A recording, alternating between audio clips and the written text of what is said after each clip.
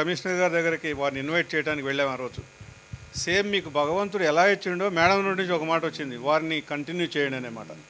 మేము అడగలేదు మేడంని అసలు, జస్ట్ ఇన్వైట్ చేయడానికి రోసా బిల్డింగ్కి వెళ్ళి నేను చెప్పాను మీకు, మళ్ళీ ఒకసారి చెప్తున్నాను. ఎందుకంటే ఆయన లైఫ్లో మొత్తం కూడా గాడ్స్ బ్లెస్సింగ్సే కనపడుతుంది, డివినిటీయే కనపడుతుంది. ఎక్కడ కాంప్రమైజ్ కాలేదు. బోర్డులో కూడా సార్ ఇది ఇదే అన్నాడు, ఇది ఇదే అన్నాడు అంతే. సో అదే మీ సచ్చీలత, నిశ్చలమైన మనస్తత్వం, నిష్ఠ, నిష్కల్మషం, అది మిమ్మల్ని ఈరోజు తీసుకొచ్చి మేడం ద్వారా అనిపించింది. వాస్తవం నేను అడగలేదు మేడంని కంటిన్యూ చేయండి, మనం అడగలేము ఎవరిని కూడా, ఏ కమిషనర్ కూడా మనకి కెనాట్ సే. జస్ట్ మీరు ఆ రోజు వస్తే బాగుండు మేడం, వస్తాను ఖచ్చితంగా 11 o'clock ఆ రోజు సీఎం గారి మీటింగ్, లేకపోతే నేను వస్తానంది. రెండో విషయం ఏంటంటే వీరిని కంటిన్యూ చేయరాదండి మీరు సెక్రటరీ గారు. సో అది మీ బ్లెస్సింగ్ సార్, మీరు చేసినటువంటి వర్క్. ఇంకొక మాట చెప్పారు నచ్చింది, మన్ కీ బాత్ చెప్తాను, తప్పైనా ఒప్పైనా పై అధికారికి చెప్పే ధైర్యం ఉండాలి, అది మీరు చెప్పారన్నారు. మంత్రి గారు కూడా చెప్పారన్నారు. కేవలం మీరు ఎదుర్కొన్న కాన్సిక్వెన్స్ కూడా నాకు తెలుసు, మీరు నాకు మనసుకు చెప్పారు ఒకసారి. ఎంత పెద్ద ఆఫీసర్ అయినా కావచ్చు, ఎంత వారైనా రూల్ చెప్పాలి, తర్వాత మననే నిందించరన్నట్టు.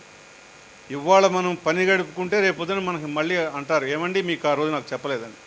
కానీ మీకు అది మీరు బోర్డుకు వచ్చా కూడా మాకు చెప్పేవాళ్ళని. ఇప్పుడు కూడా మీరు అదే తత్వం మిమ్మల్ని ఈరోజు ఈ స్థాయికి తెచ్చి మేడం ద్వారా స్వయంగా మిమ్మల్ని కంటిన్యూ చేయమనేది వారు వాస్తవం చెప్పాలంటే అమ్మవారు పలికించినట్టుగా పలికారు ఆ రోజు. కంగ్రాచులేషన్స్ సత్యనారాయణ గారు.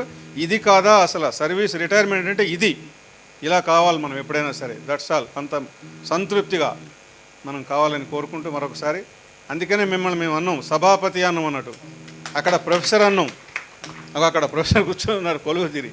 అట్లా ఇవాళ మీరు మాట్లాడిన తీరు, మొదలుపెట్టిన విధానం ఒక సభాపతిగానే మొదలుపెట్టారు మీరు. అసలు సభాపతి ఎంత భయం లేకుండా, భయం లేదు మీకు అసలు. వాస్తవం చెప్పాలంటే నేను భయపడాను ఒకసారి, ఈయన ఏం మాట్లాడబోయి డైరెక్ట్ మాట ఏమైద్దా అని భయపడుతున్నాండి. కానీ ఆయనకు భయం లేదు, వెనకాల ఉండి మేము జాగ్రత్త పడుతున్నాడు అన్నట్టు. సో అదొక విషయం అన్నట్టు. రెండో విషయం, ఇంత ధైర్యంగా మాట్లాడటం అనేది, సభాపతి అనే మాట ఆ రోజు ఎందుకో మన దగ్గరకు వచ్చింది. అప్పటి నుంచి ఓటర్ థ్యాంక్స్ బై సభాపతి. ఇప్పుడు బోర్డులో సభాపతి అయిపోయారైనా.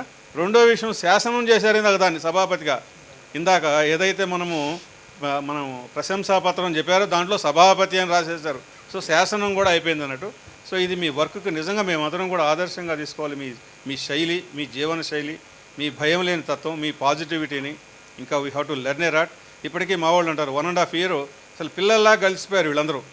ఇప్పుడు వీళ్ళకి బాధ ఏంటంటే, ఒక పెద్ద మనిషి ఎట్లా ఈయన్ని పంపించడం, వాళ్ళు అలానే అనుకుని ఆయన అనుకోండి, ఇంకా కొంతకాలం ఇక్కడ పనిచేస్తే నాకు ఈ వాతావరణం ఎంత బాగుంటుంది సార్. ఈ బోర్డు అనేది 0 డెఫిషియన్సీతో ఉన్న ఆఫీసు నేనే చూశాను ఎప్పుడు అంటాడు అన్నట్టు. ఆయన ప్రతి మంగళవారం ఆ మాట మాట్లాడతారు.